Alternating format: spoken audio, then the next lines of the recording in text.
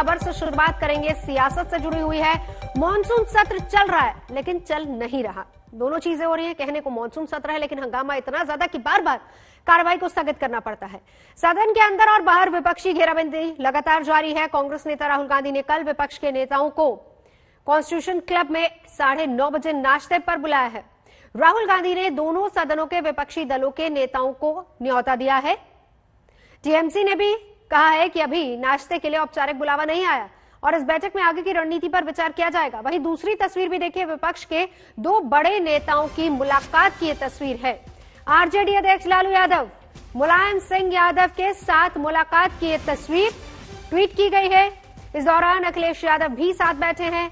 लालू यादव ने लिखा है कि गांव देहात, खेत खलिहान, गैर बराबरी, अशिक्षा, किसानों, गरीबों, युवाओं और बेरोजगारों के लिए हमारी साझी चिंताएं और लड़ाई।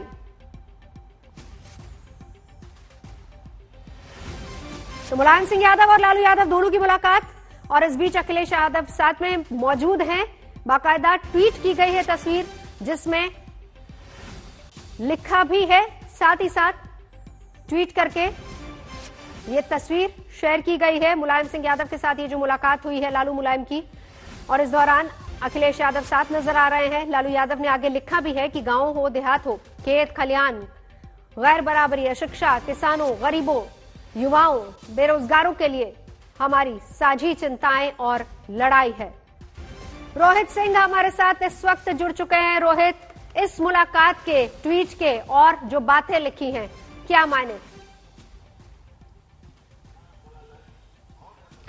देखिए नवजोत, अगर इसको उत्तर प्रदेश विधानसभा चुनाव के संदर्भ में देखें तो अब तक की सबसे बड़ी ये मुलाकात मानी जा रही है, क्योंकि पहली बार आप मुलायम सिंह यादव को देख रहे होंगे कि काफी समय के बाद वो पब्लिक फोरम में कहीं दिख रहे हैं, कहीं वो नजर आ रहे हैं। और ये नजर किसके साथ आए हैं तो सीधा लालू प्रसाद यादव के साथ जो है उनकी मुलाकात हुई है। और ये दोनों समाजवादी बड़े नेता रहे हैं उत्तर प्रदेश में और बिहार में, और राष्ट्रीय राजनीति में भी काफी समय तक इनका जो है बोलबाला रहा है। और ऐसे में उत्तर प्रदेश चुनाव से पहले इन दोनों नेताओं की मुलाकात काफी कुछ संकेत दे रही है। और माना जा रहा है कि चुनाव उत्तर प्रदेश में किस तरीके से धर्मनिरपेक्ष वोटों को एकजुट रखा जाए, उनका बिखराव ना हो, इस बारे में जो है इस मुलाकात में जो है चर्चा की गई है। और पिछले दिनों याद होगा लालू प्रसाद से शरद पवार ने जो है वो मुलाकात की थी, रामगोपाल यादव ने मुलाकात की है, और एनसीपी ने पहले ही घोषणा कर दी है कि उत्तर प्रदेश चुनाव वो समाजवादी पार्टी के साथ मिलकर लड़ेगा।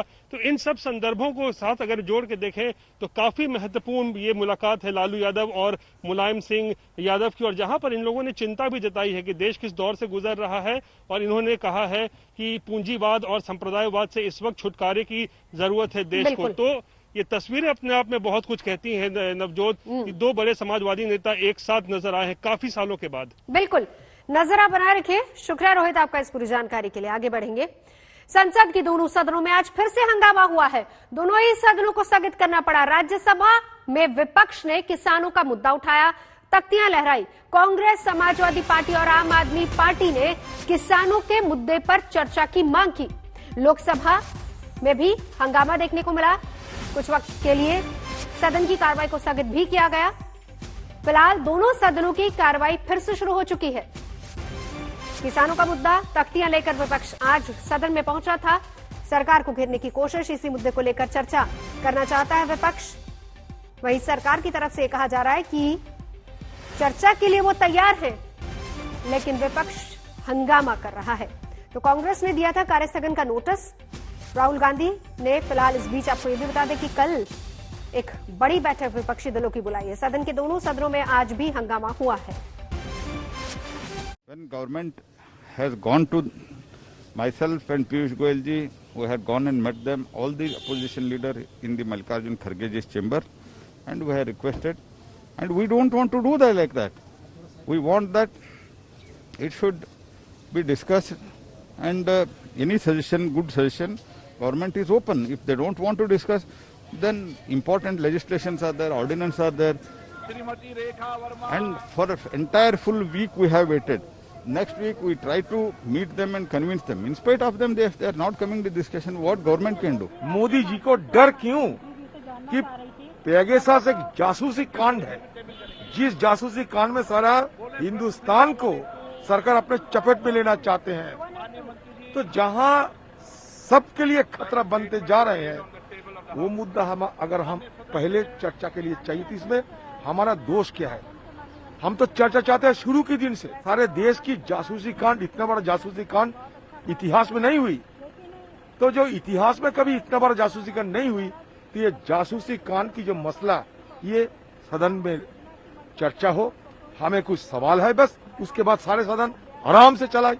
हम भी यहाँ बाहर से आए हैं माहौल की हवा खाने के लिए नहीं। बिना सियासी जमीन के सामंती जमींदारी की ये हवाई जंग बंद होनी चाहिए। अब जब बिना सियासी जमीन के सामंती जमींदारी की ये हवाई हंगामा बंद करके और चर्चा करने की जरूरत है।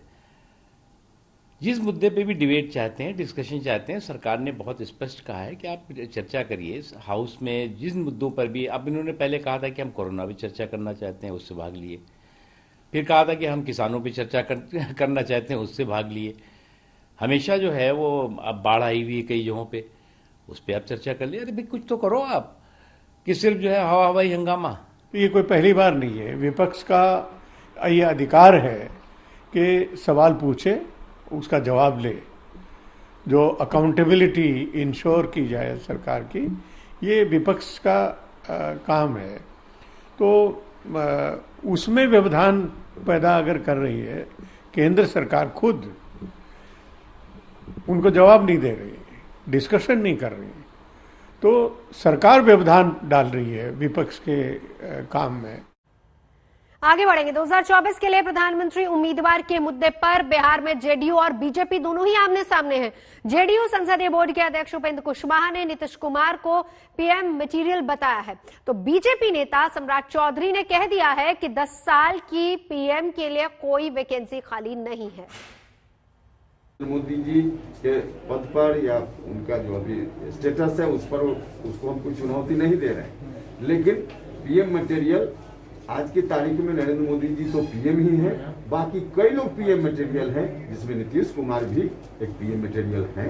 जबकि भाजपा को एब्सोल्यूट मेजोरिटी भी गवर्नमेंट ऑफ इंडिया में है, इसके बावजूद हम एनडीए को साथ लेकर चल रहे हैं, इसलिए कोई वैकेंसी वहां नहीं है। स्पष्ट तौर पर जान लीजिए कि आगे के दिनों में भी नरेंद्र मोदी ही देश के प्रधानमंत्री हैं। अभी तो 10-20 साल तक इस पे कोई चर्चा ही नहीं है। देश के प्रधानमंत्री लगातार काम कर रहे हैं और आदरणीय नीतीश कुमार जी के सहयोग से देश के प्रधानमंत्री काम कर रहे हैं। तो नीतीश कुमार को लेकर भी बीजेपी और जेडीयू के बीच अब बयानबाजी तेज हो गई है। बीजेपी का कहना है कि ज्यादा सीटें आने के बावजूद नीतीश कुमार को मौका दिया गया, वहीं जेडीयू का दावा यह है कि 5 साल पूरा होने से पहले कोई नीतीश को नहीं हटा सकता। गठबंधन के नेतृत्व में आज नीतीश जी 43 सीट जीत कर आए और हम 74 सीट जीत कर दिया, तो हमने मुख्यमंत्री माना। और यह कोई नई बात नहीं है। जब नीतीश जी 37 सीट जीत कर आए थे 2000 में और 68-69 सीट उस समय भी भाजपा जीत कर आई थी, तब भी नीतीश कुमार जी को मुख्यमंत्री इस पार्टी ने माना। ख्याली पुलाव बना रहा है।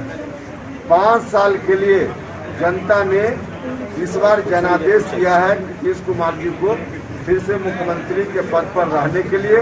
तो 5 साल से 1 घंटा पहले भी कोई दुनिया की ताकत नीतीश जी को मुख्यमंत्री पद से नहीं हटा। कोई खटास नहीं है। एनडीए पूरी एकजुटता के साथ है और एकजुटता के साथ आगे भी रहे।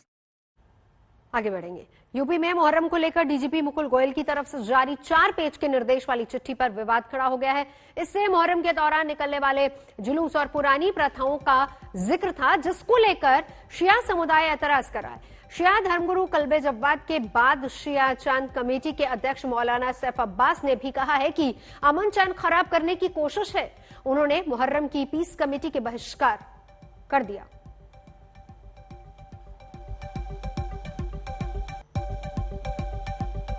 तो डीजीपी की चिट्ठी के बाद भाषा को लेकर ऐतराज जताया गया है, जिसमें सारी बातें लिखी गई हैं। मुहर्रम सांप्रदायिक लिहाज से अति संवेदनशील है, ये सारी बातें लिखी गई हैं और इसी को लेकर ऐतराज जताया गया है। डीजीपी साहब की तरफ से, उनके ऑफिस से गाइडलाइन नहीं बल्कि हिदायत मुहर्रम को लेके जो उससे तमाम मुताल्लिक़ पुलिस महकमे हैं उनको दी गई हैं, उसमें मैं ये समझता हूं क्योंकि ये ड्राफ्ट जो है डीजीपी साहब की तरफ से तो नहीं होगा, ये उनके ऑफिस के लोगों ने किया होगा। जो ड्राफ्ट किया गया है, जो लैंग्वेज यूज की गई है, उसके ऊपर पूरे शिया समुदाय को, पूरी हमारी कम्युनिटी को, पूरी कौम को एतराज है। उसमें जिस तरीके से बातें की गई हैं, तबर्रे को लेकर बात की गई है, उसमें जिस तरीके से जानवरों का तस्करा किया गया है, यानी जिसको ये कहा जाए कि 40 साल पुराने गड़े मुर्दे उखाड़े गए हैं। मैं तो कहता हूं कि ये ड्राफ्ट करवाने वाला जो है वो खुद चाहता है कि अमन व अमान खराब किया जाए।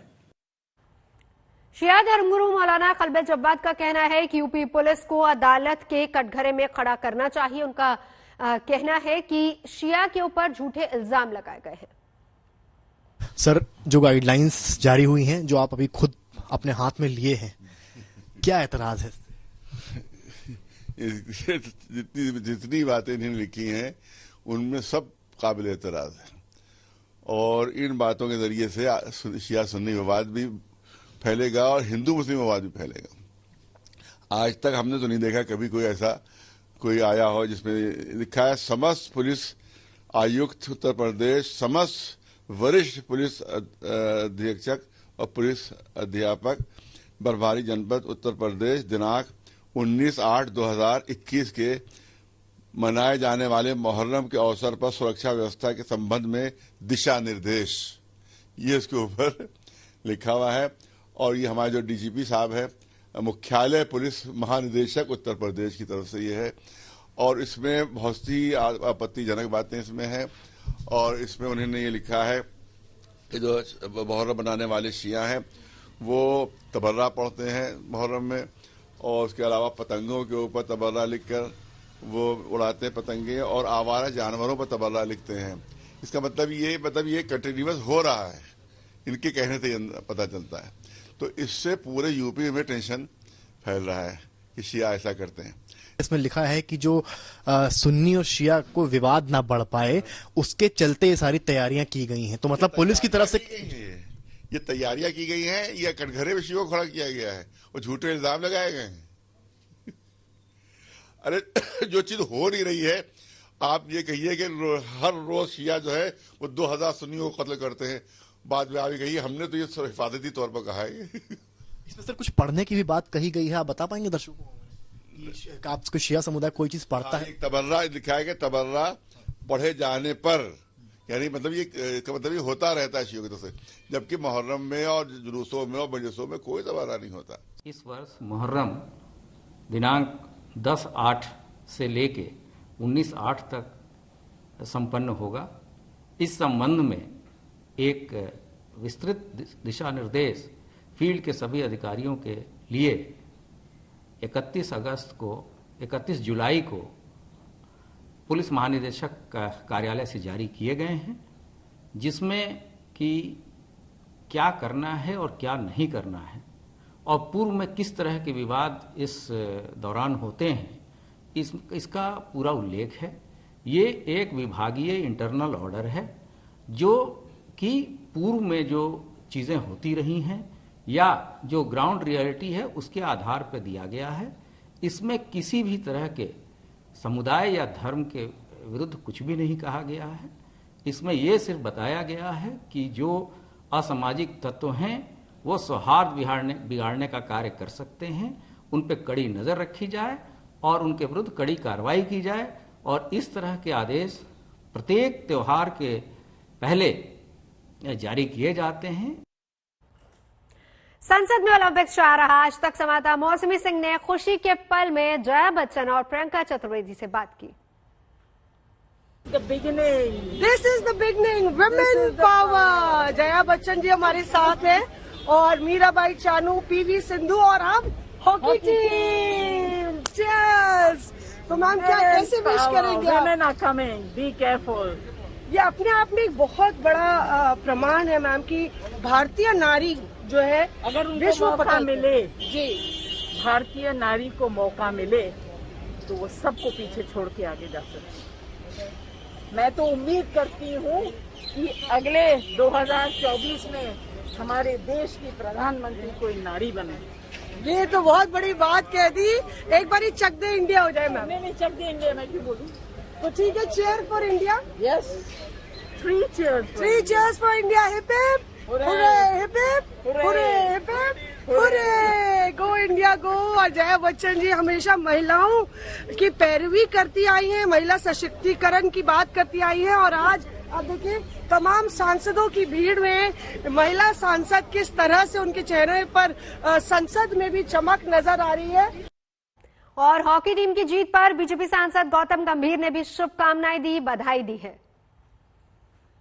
जीत के बाद जो ओलंपिक्स में जो जिस तरीके से परफॉर्मेंस आई है, तो नए जो युवा बच्चे हैं वो अब हॉकी का जो रैकेट है वो भी थामेंगे क्रिकेट बैट की तरह। देखिए, मैं तो यही चाहता हूँ कि क्रिकेट के साथ साथ हॉकी भी उतना ही ज़्यादा पॉपुलर हो, क्योंकि हमारी नेशनल टीम रही है, नेशनल गेम रही है, और जिस तरीके से हिस्ट्री रही है भारतीय हॉकी की, वो एक बहुत बड़ी चीज़ है। आप 8 गोल्ड मेडल जीते हैं, तो इसलिए अगर हॉकी का रिवाइवल होता है, जैसे मैंने आपको बोला कि अगर वो क्रिकेट के स्तर पर या क्रिकेट से ऊपर जाती है, तो शायद पूरा देश बहुत ज़्यादा खुश होगा उससे।